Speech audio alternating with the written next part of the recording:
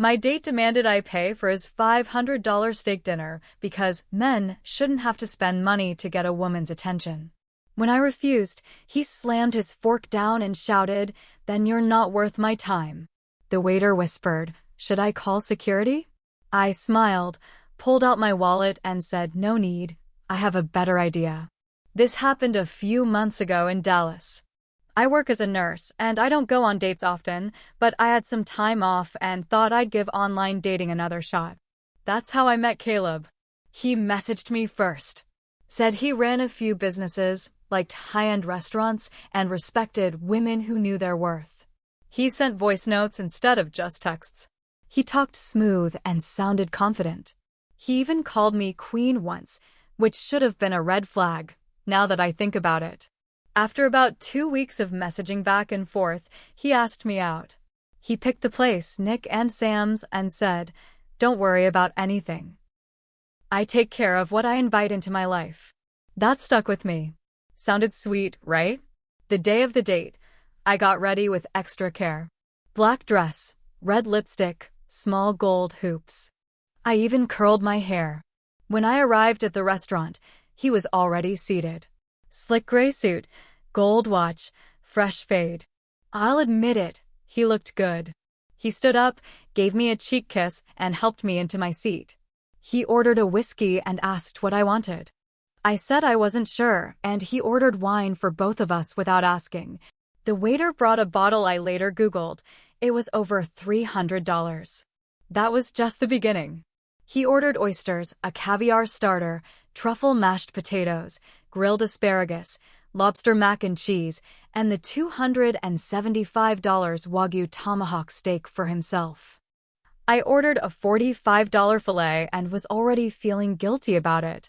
He kept talking through the meal about how alpha men were misunderstood, how feminism ruined dating, and how he didn't waste time on women who didn't bring value. I smiled politely but kept things cool. I wasn't sure if he was just trying too hard or actually believed that garbage. Then the bill came. The waiter handed it to him. He didn't even look at it. Just pushed it across the table to me and said, "You got this one, right?" I blinked. "Excuse me." He sat back in his chair, crossed his arms, and said, "I think it's time women start showing appreciation. I've spent thousands on dates with women who just used me. It's not happening anymore. If you're really interested, this shouldn't be a big deal." I thought he was joking. I actually laughed a little and said, "You invited me here. You said you were covering dinner."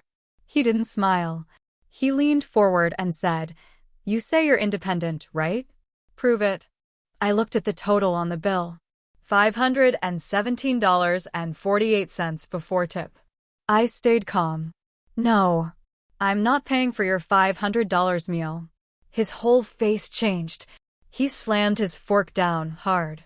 The table shook. A glass rattled. Heads turned. His voice got loud. "Then you're not worth my time." It was quiet around us. The waiter came closer and leaned toward me. "Should I call security?" he asked quietly. I looked Caleb dead in the eye, then smiled at the waiter and said, "No need. I have a better idea." I reached into my purse and pulled out my wallet. Caleb smirked, like he'd won.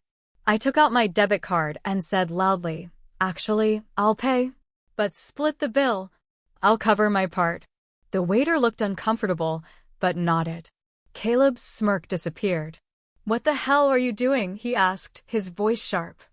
I handed my card to the waiter. "I'm paying for my food. You can handle yours."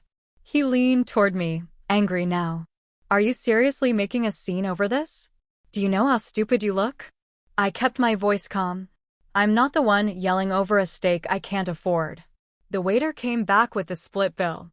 Mine was about $85 with tip. I signed and stood up. Caleb stayed seated. He looked around like he was embarrassed. Then he said, "Wow. So this is what modern women are like. No loyalty.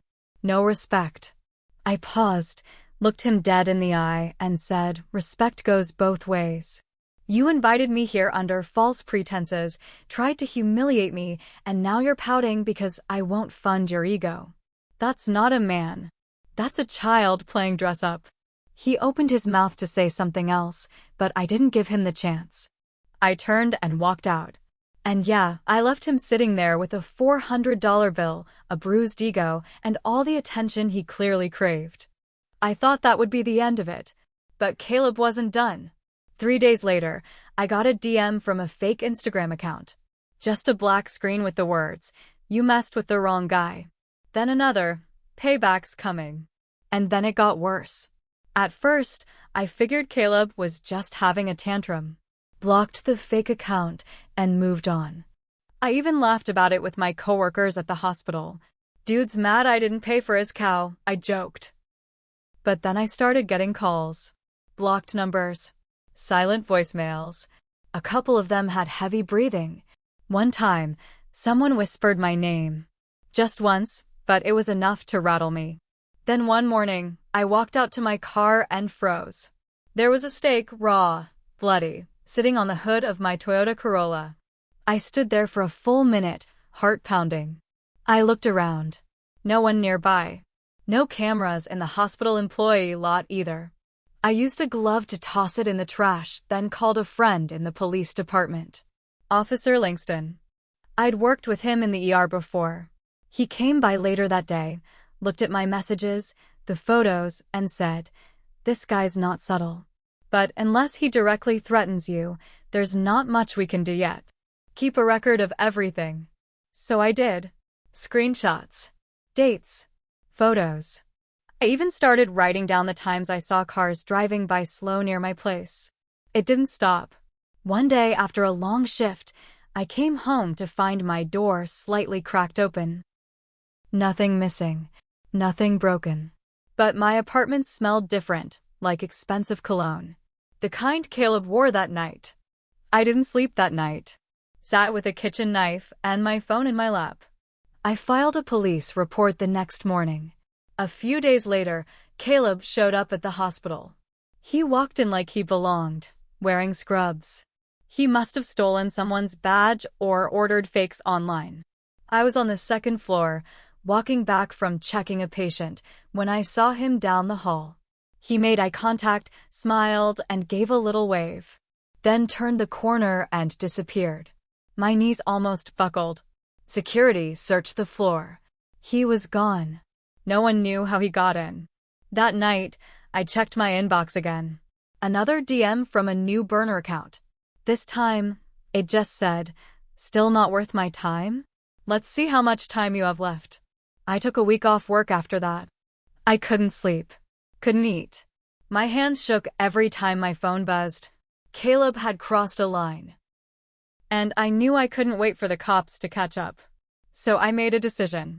I wasn't just going to protect myself. I was going to end this. I dug into everything I had on him, the fake businesses he bragged about, the Instagram stories, the LinkedIn that didn't line up with anything real. Turns out, Caleb wasn't some big entrepreneur. He was living off a trust fund from his grandmother. No real job. No company. Just lies, a nice car, and too much time. I sent all of it, every bit of his fake life, to a friend of mine who worked at a local podcast that exposed scammers. She loved the story. Ran with it. They didn't use my name, but the details were clear. The episode dropped on a Monday morning. By noon, his phone number and email were being blasted all over Reddit. Comments called him a predator, a con, a joke. And that's when he lost control. That night, I got a real text from his actual number. "You bitch. You ruined my life." I didn't answer. An hour later, someone banged on my door. I didn't open it. I called the police. They found him in the hallway outside my apartment, screaming into the hallway security camera. Red in the face. Drunk. Shirt half buttoned. He had a steak knife in his hand. He was arrested for trespassing and making terroristic threats. When they searched his car, they found rope, gloves, and a burner phone filled with photos of me, zoomed in through my windows. Dates and times. Notes about my work schedule. He was charged. His family tried to clean it up quietly, but the damage was done. His name was out there now. That podcast episode hit 1 million plays. I moved to a new place, got a restraining order, bought a better lock, and started carrying pepper spray everywhere. But I didn't walk away clean. I learned the hard way that charm can hide something rotten, that a pretty face and big promises don't mean anything when someone sees you as a target instead of a person. I still get nervous when I walk to my car at night. I still check my locks twice before bed. I still flinch when someone says, "You should smile more." But I got the last word. He tried to humiliate me over a dinner bill, and now, when people Google his name, all they see is a pathetic man with a knife and a bruised ego. He thought I'd be scared forever. But I turned fear into fuel. And that was the last meal he ever tried to make someone else pay for.